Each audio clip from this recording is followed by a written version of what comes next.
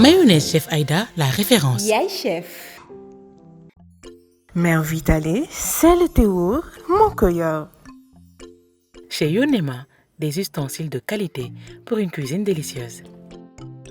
Les poulets fumés Atis à la découverte d'un concentré de saveurs. Live Cuisine, la cuisine autrement. Donnez une nouvelle vie à votre intérieur. Allure Couture s'habille en toute harmonie.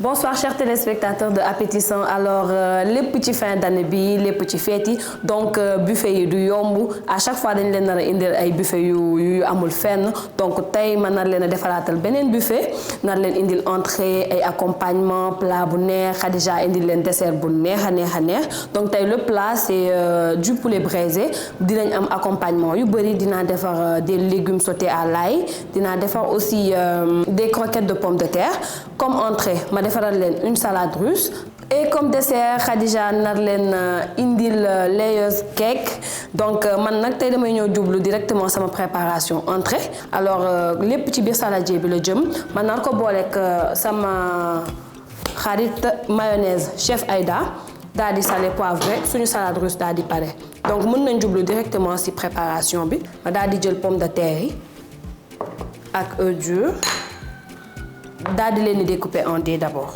léegi pomme de terre yi moom c'est déjà cuit à la vapeur dama koy dagg juste en dés mu dem ci saladier bi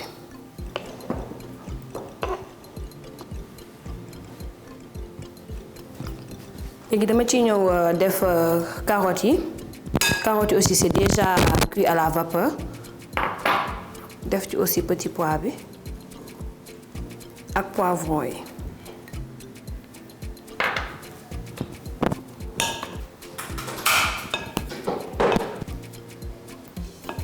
léegi nag mën naa ci ñëw def 6 cuillères à soupe de mayonnaise Chef Aïda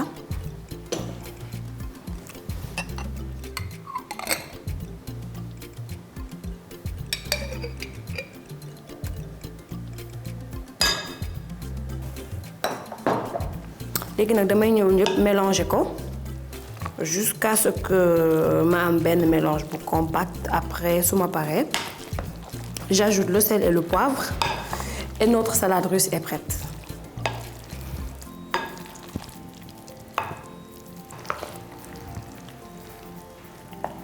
léegi damay def sel ak poivre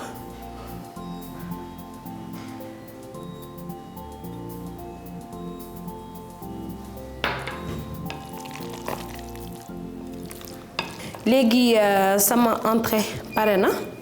defar nañ suñu salade russe ba pare léegi dressage bi rek moo des donc dañ mën nañ jublu directement ci préparation plat bi muy du poulet braisé du poulet Atis braisé moom laay defar comme accompagnement dinaa am des légumes sautés à l'ail dinaa am aussi des croquettes de pommes de terre ak samay sauce ak samay xeetu crudité rek ñu dem à table damay mettre la poêle au feu daal di jël sama huile Chef Aïda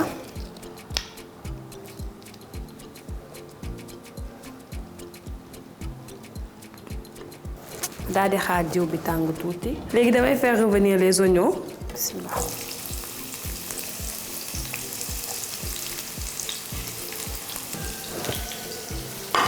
ak ail haché bi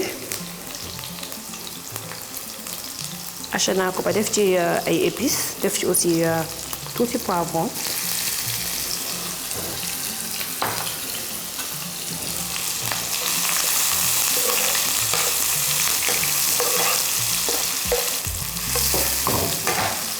léegi nag damay ñëw rek di ci ajouter légumes yi donc mën naa commencer par carottes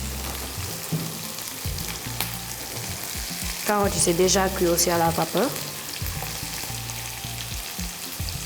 te légumes yi may utiliser yëpp soxlawul aussi ñuy ñor xomm trop donc damay terminer par poivron bi ak courgette bi pour mën a conserver seen aspect croquant. Après mën naa ñëw def chou-fleur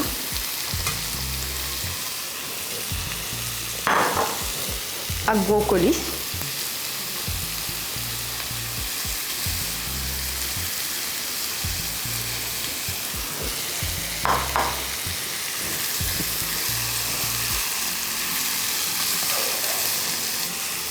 avant may def poivron bi ak courgette yi mën naa dolli tuuti poivre parce que sama ail haché bi amoon na ay épices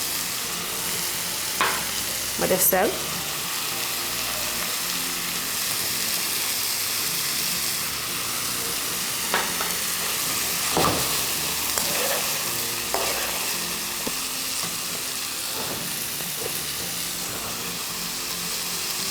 ma daal di def les poivrons léegi damay jeexal par courgette yi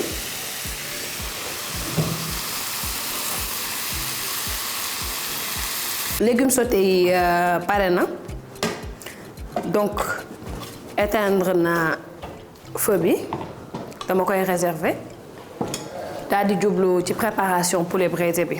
waa Atis comme d'habitude indil nañ ma fi ay poulet yu frais ñoom moom seeni poulet c'est des prêts à cuire raxas nañ ko def nañ liñ ci war a def yépp am nañ tamit ay poulet fumé yoo xam ne nii c'est déjà assaisonné da ngay ñëw rek lekk bu la neexee aussi nga ajouté ko ci say sauce donc tey poulet yu frais lañ ma indil donc damay njëkk a salé après ma daal di def marinade bi.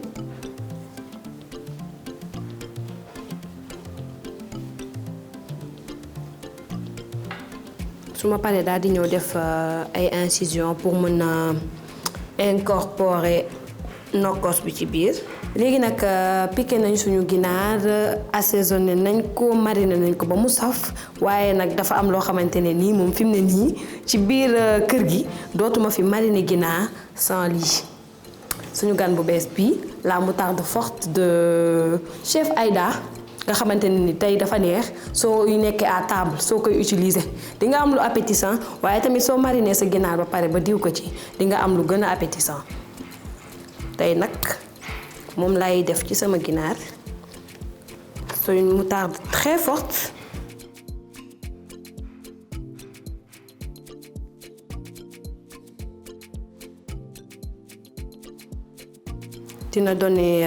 dina relever goût bi. dina apporter beaucoup de piquant à vos plats ça moom man maa leen ko promettre.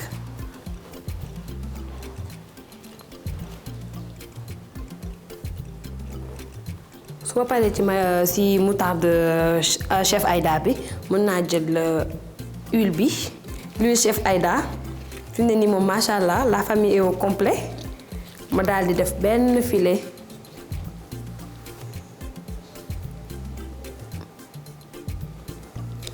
ci poulet bi et je dispose le poulet déjà mariné ci sama grillage vu que braisé laa woote daal di yóbbu au four bi nga xamante ne nii préchauffé naa ko à 180 degrés.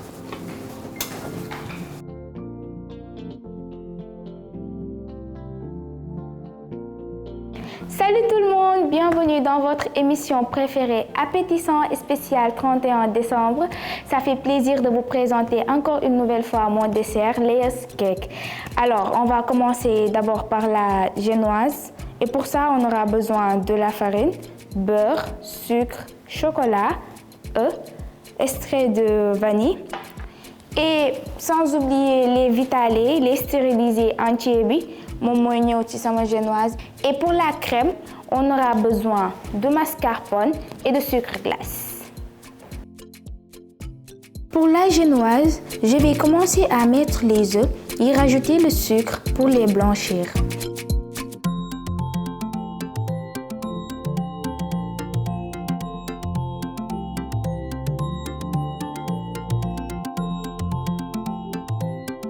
Et rajouter le sucre vanille et la farine et remuer le mélange.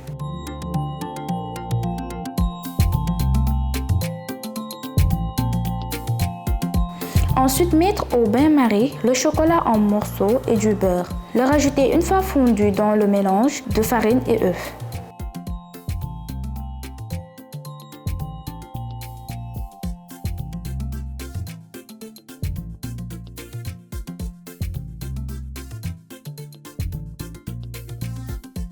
Remuer le tout et le mettre dans un moule à charnier déjà beurré et fariné. Mettre au four pendant 30 minutes à 90 degrés. Pour la crème, mettre dans le robot mixeur la mascarpone et rajouter le sucre glace. Faire le mélange jusqu'à ce qu'elle soit en crème chantilly. Sortir le gâteau une fois cuit et faire ma décoration avec la crème. Bon appétit!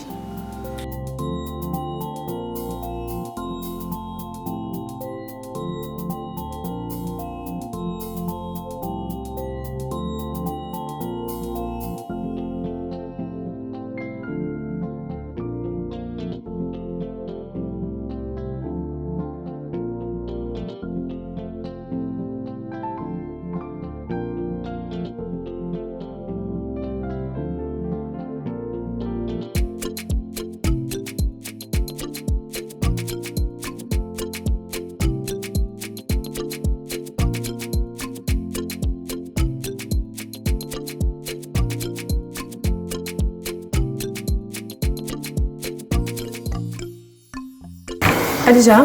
Oui. tey ma def sama reeru fin d'année nii defal ba mu baax nga dem indil ma koo xamante ne ni mën nañoo dóor tey fii ci kër gi.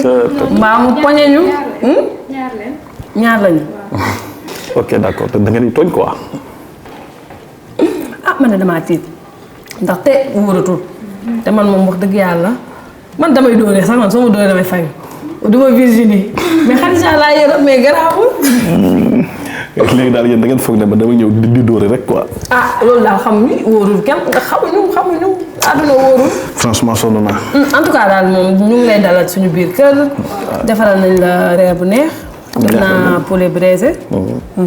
entrée baa ngi nii am nañ salade russe am nañ fait des légumes sautés dessert Khadija bi nu mu tudd nga ni sa dessert bi. Layers cake am nañ fi ay sauce à touf. mayonnaise chef ay daaw ngi nii. am na ci salade russe bi mais dama lay servir mayonnaise bi kese. non baa ma cappateen. cappateen waaw bàyyi ma tibbal la defal la soo paree nga cappateen mburu maa ngi. acca ko non mais mayonnaise bi dafa sax nice quoi. chef Aïda laa lay tegal de.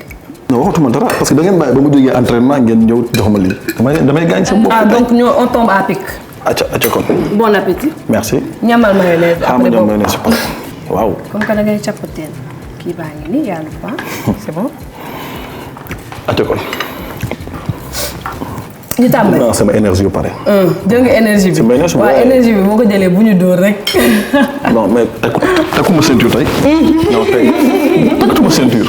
boobu ba léegi takkuma ceinture parce que su ma takkee surtout ñi ñu foog dama koy dindi takk dóor. gis nga kon xam nga ne li ñuy idée bu ñu am ci yow moom la nit ñi am ci yow. mais dama koy nangu rek. dama koy nangu. waaw leeralal ñu kon. loolu sawar naa si. waaw kay. parce que ay loolu dóoree moom xam nga nit moom mënul jàpp ci jigéen noonu ñëw rek dóor non. bu fekkee moom doo ko joué. ah.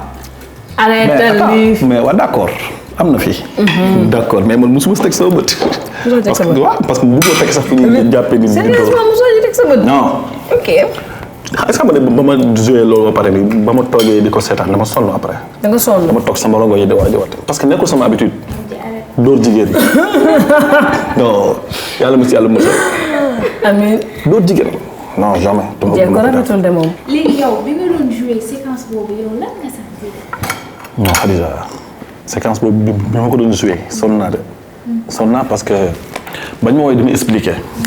premièrement man dama naan kii nan la am ma def ba joué lii parce que tàmmu ma ko bëgguma sax di yuuxu kenn ba yuuxu jigéen.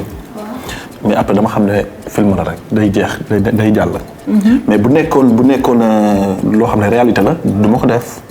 dinaa woo sama jabar waxtaan ak moom. matt di ëff la de. non non non nga def ci kanamu waajur yi ngay nekkoon di jot ay somme d'argent noonu ngeen di def. non yaakaar ne dóor yi ak métit bi ay cadeau dina ko remplacer. non yéen ñu bari dañoo foog ne dama ñëw di jéem a defal mère bi non non c'est juste dama ko doon may. léegi bu ñu ñëwee ci sa carrière d'acteur gis nañ la yaa ngi joué ci ay production yu bari. série yu bari macha allah donc soo ñu doon expliquer un peu ak transition bi top modèle nga woon. di défilé nekk di solal ay marque seeni modèle ba tey yaa ngi koy def. léegi transition boobu léegi parce que ku jógee ci mannequinat bi léegi daa mel ni ci acting bi ngay dugg. wala non day tombé rek de am na ñoo xam ne mosuñu def mannequinat te ñu ngi ñëw si acting bi. waaye. yow pour sa cas nag. pour sama cas non sama cas peut-être man dama dem ba benn instant bu yàlla boole ma si loolu mais mosuma toog sax xalaat ne man war naa mën a dem jouer ci film. léegi mannequinat bi moom fan nga si tool da nga koy continuer wala arrêté nga ko carrément. non arrêté wu ma ko arrêté naa ko. loolu mooy la. non parce que instant bi ñu toll nii xam nga mannequinat dafa doon loo xamante ni dafa laaj dëgg dafa am lu mu laaj quoi te instant bi nii pareeguma si loolu. lu muy laaj. non mais xoolal nga gis ba mu taay dama pata dama am biir pata. ah ok physiquement quoi. physiquement oui. ah mais loolu lu ñuy defar la rek lu ñuy travailler la. waaw si man la mais kon topp ko ni dem ay casting am nga dem. da nga wax d'accord da nga bëgg exercer toog à temps plein. voilà. mais tey. par exemple tey bi benn styliste bu la woowee voilà proposer le contrat bu baax. nga dem liggéeyal ko après nga ñëwaat. dama koy liggéey ba xalangu. waaw mais gars maa ngi def ay shooting affaire yooyu maa ngi koy def mais comme podium moom temps yi ma gars yi dañ tere. nit ñi di dajaloo affaire yooyu noonu waaw. ok. noonu daal la demee. ati ñëw. sa intégration Marodi moom la. waaw Marodi dama toog jour boobu am na lu ma fekk ma nekk di def de bi ma fekk si mariage. waaw. si la ma madame Afisa way si la ma woowee dama est-ce que mën nga ñëw Marodi dafa am benn casting bu ñuy def te dañoo soxla sa profil est-ce que mën nga ñëw tey ma ne ko d'accord ma ne instant bi dama jàpp. léegi ma jàpp jour bi ñu demee ñu def casting bi dañu xam ne carrément dana jox benn rôle bi benn gars bu tudd Abou la benn gars bu cool gars bu normal boo xamante ni mooy loolu du wax ci bari affaire yooyu ma ne d'accord noonu laa fa ñëwee mais mu doon lu xam ne lu facile la quoi mooy lu yàlla namm rek tey ba may dem ba may yow jour boobu di dem xew ba xalaatu moo ne dinañ ma woo ba may wax ay wax film parce que rôle Abou nekk na rôle bu noble rôle bu noble la quoi. rôle noble la rôle Abou nekk na nit koo xam ne dafa riche.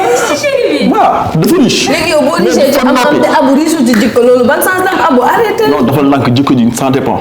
sama jabar moo tax jikko ji ñëw mais sama jikko doon naa ko dundoo moom ba dee te du ñëw. tu es sérieux comme ça c'est Abou qui parle ou Martin. dëgg la loolu laa bëgg a xam ba pare. Martin mooy wax. Martin mooy wax day wax Abou nu mu mel. Martin mooy expliqué Abou ne Abou benn instant.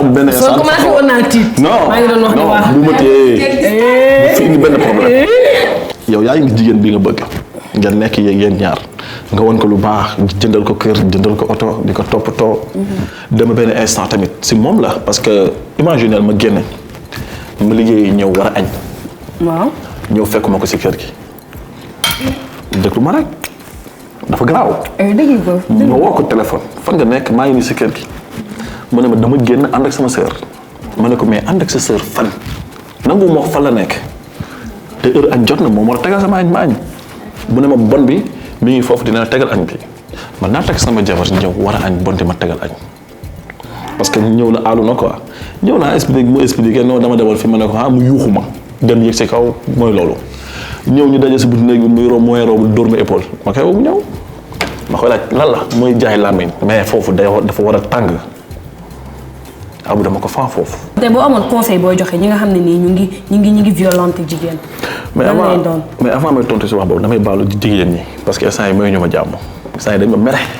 dañ la mere kay xam nga fi moom boo joué rôle mais li ma leen jox conseil mooy que ne carrément ku si am sa jëkkër na nga ko toppatoo ku si tekk sa jabar tamit. Abou bii.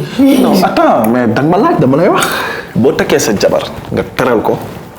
ba du naw benn moroomam tamit nag ku jigéen ki ñëw delloo ko loolu sëyal ko toppatoo ko toog si biir kër gi sëyal ko c'est ça man loolu laa xam mais du yoon sa jabar sa jëkkër takk la indi si kër gi su waxee benn nga nekk fukk boo war ko non dañ war a dox si ay ndigalam lu mu tere da ngay bàyyi lu mu wax waaw. boo leen bëggee ànd bu nice. il cherche toujours à donner des excuses aux hommes. mais loolu la mais du question de loolu du question de li nga wax sax mais damay wax li nga xam ne moo am sànq damay ñëw benn daam. waaw mu kii muy ñëw man may wàcc sama kër ubbi sama moto taxaw mu taxaw ne ma yow yaa nekk si dëkk bi dóore yow. imaginer kon tey su ma toogee fi nga bëgg ma yow di ma wax loo xamante ni moo xam ñoom ñu may gën a damay bañ. su yàggee léegi gone yu jigéen yéen laa wax bu leen kenn dóor sëy leen ngeen sëy bu leen kenn jaxaseeg seen jëkkër da nga bëgg a jaxaseeg monde bi tey laa lay jaxaseeg dëkk bi yow ñëwal. man kay pare na man maa jël loolu maa pare naan xam naa ne bu ñu yàggee tuuti su ma continuer di déglu argument am yi li ma jël chef Aïda bi c'est pas boo ma ko jëlee ma tii ko nar ko.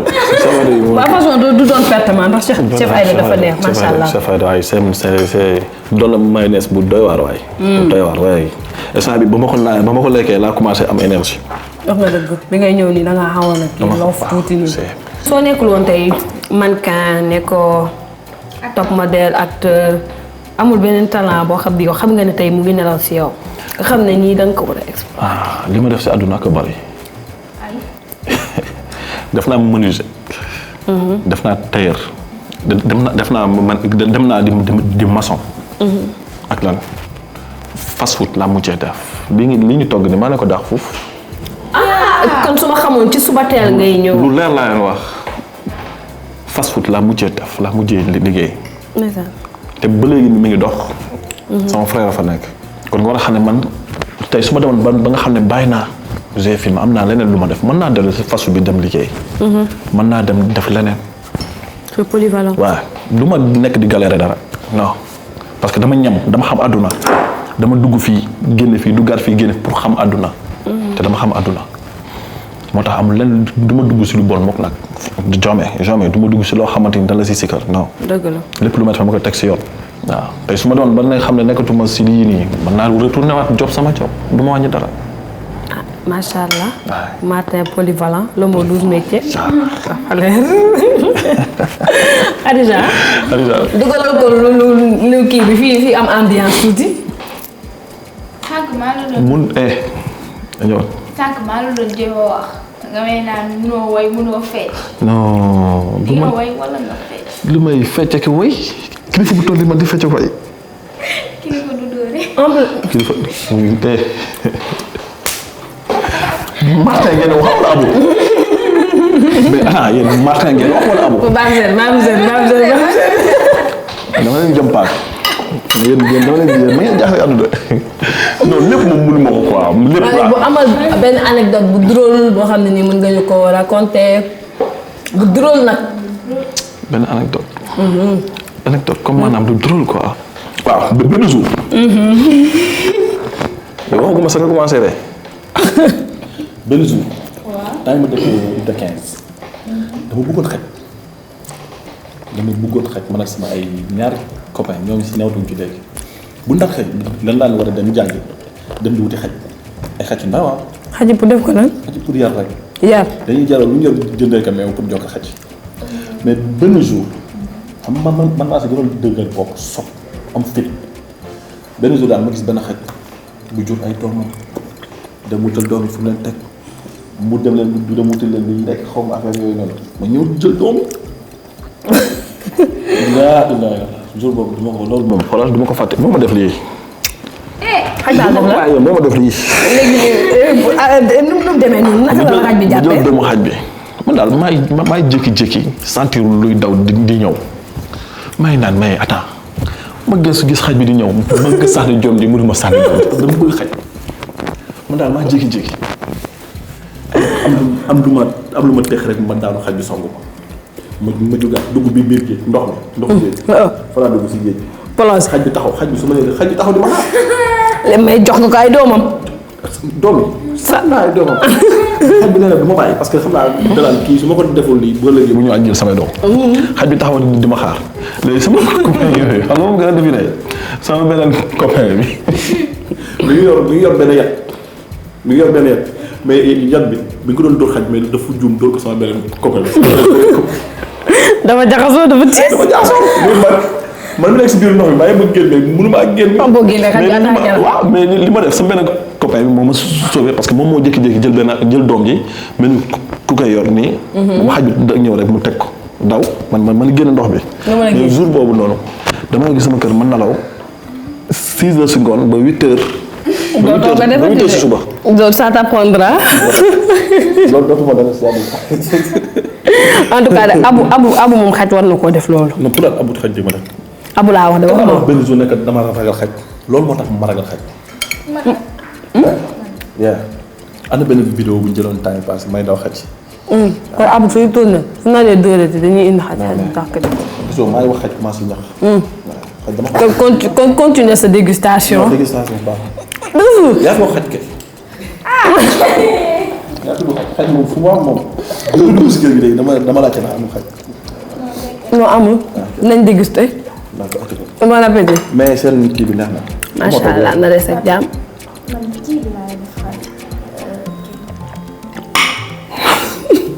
ah laajte bi ma sax nga commencé. Mayonnaise Chef Aïda, la référence. Yaay chef. Mère Vitale, c'est le théour, mon cœur. Chez Yonema, des ustensiles de qualité pour une cuisine délicieuse. Les poulets fumés Atis à la découverte d'un concentré de saveurs. Live Cuisine, la cuisine autrement. Donnez une nouvelle vie à votre intérieur.